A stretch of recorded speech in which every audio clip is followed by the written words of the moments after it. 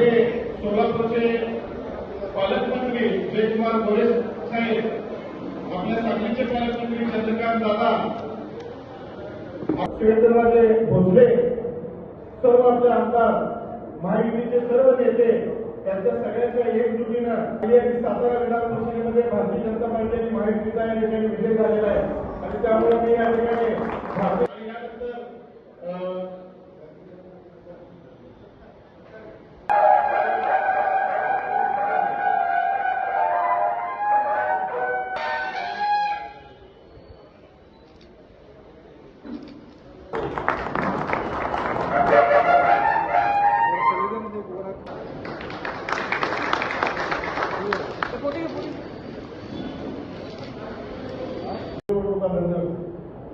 आम्हाला माहिती होतं, देवेंद्रजींनी मला सांगितलं जे दोघं उभे राहिले तर पुन्हा हा मतदारसंघ आपण करू किंवा काही करून आपल्याला या दोघांपैकी एकाला सोबत करायला लागतंय.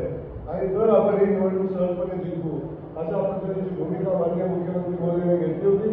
आणि मुख्यमंत्र्यांना मला शब्द होता की साहेब चिंता करू नका, आता कराड उत्तरची निवडणूक एकच होईल, अजिबात काळजी करू नका. त्यामुळे त्यावेळी दादाला विनंती केली आणि दादाने ऐकलं, मुख्यमंत्र्यांचं ऐकलं, आमच्या सगळ्यांचं ऐकलं. आणि त्यावेळी अनेकांच्या मनामध्ये शंका निर्माण झाल्या. पण लोकसभेच्या निवडणुकीच्या वेळी मी जिल्हाध्यक्ष होतो आणि जिल्हाध्यक्ष म्हणून काम करत असताना समन्वयाची जबाबदारी माझ्यावर होती. तेव्हा एका बाजूला धैर्यशीलता, एका बाजूला मनोजदादा, दुसऱ्या बाजूला पण अतुल बाबा. आणि त्यावेळी खूप मोठ्या धाडसानं, माहिती नाही परमेश्वर कुठली शक्ती देतो अशा वेळी, पण त्याला धाडस केलं आणि चौघांचाही हात वर केला आणि त्याला सांगितलं की आम्ही चौघही विधानसभेमध्ये जाणार आहे आणि चौघही आमदार होणार आहे. आणि खऱ्या अर्थानं जेव्हा आपण प्रामाणिक भूमिका ठेवून काय भूमिका घेत असतो तेव्हा परमेश्वर आपल्या पाठीशी उभा राहत असतो, देवाभाव आपल्या पाठीशी उभा राहत असतो. आणि त्याचं फलित म्हणून आज आपण बघतोय की आम्ही चौघही आमदार आहे, आम्ही चौघही आमदार आहे. आता आमदार व्हायची अनेक लोकांची इच्छा आहे, काळजी करू नका, भविष्यात त्यांच्याही इच्छा पूर्ण होतील.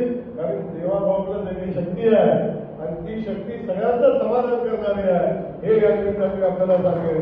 त्यामुळे आपल्याला पुन्हा एकदा मनापासून धन्यवाद देतो, सांगलीकरांना मनापासून धन्यवाद देतो. सांगली सातारा वाद लावायचा प्रयत्न अनेक लोकांनी केला, कुणीतरी महाराज नवाजांचं म्हणून सांगण्याचा प्रयत्न केला, कुणीतरी मतदारांच्यावर पुन्हा खरा मारून मतदान करण्याचा प्रयत्न केला. पण आता सगळ्यांना दाखवून दिले या जिल्ह्यानं की आता राजकारण हे सामान्य कार्यकर्त्याचं आहे. आता कुठल्याही प्रस्थापितांचं आणि वाड्यावर कारखाना बसून राजकारण चालणार नाही, तर आता गावगाड्यामध्ये येऊन राजकारण करावं लागेल, हा मेसेज या निमित्तानं दिलेला आहे. त्यामुळे पुन्हा एकदा सांगलीकरांचं मनापासून आभार मानतो, दादांचं पुन्हा एकदा कौतुक करतो. माझ्यामुळे आपल्या आनंदावर मला वाटतंय जो उत्साह असतो थोडा कमी झाला आहे. परंतु सोलापूरमधलं मला इथे यायचं होतं, दादांचा आग्रह होता की भाऊ तुम्ही आल्याशिवाय मी सर्टिफिकेट घेणार नाही, त्यामुळे मला येणं बंधनकारक होतं. त्यामुळं या ठिकाणी आपल्या सगळ्यांना धन्यवाद देतो. आपण खूप उशीर थांबलाय. पुन्हा एकदा दादांचं अभिनंदन करून थांबतो. जय हिंद, जय महाराष्ट्र.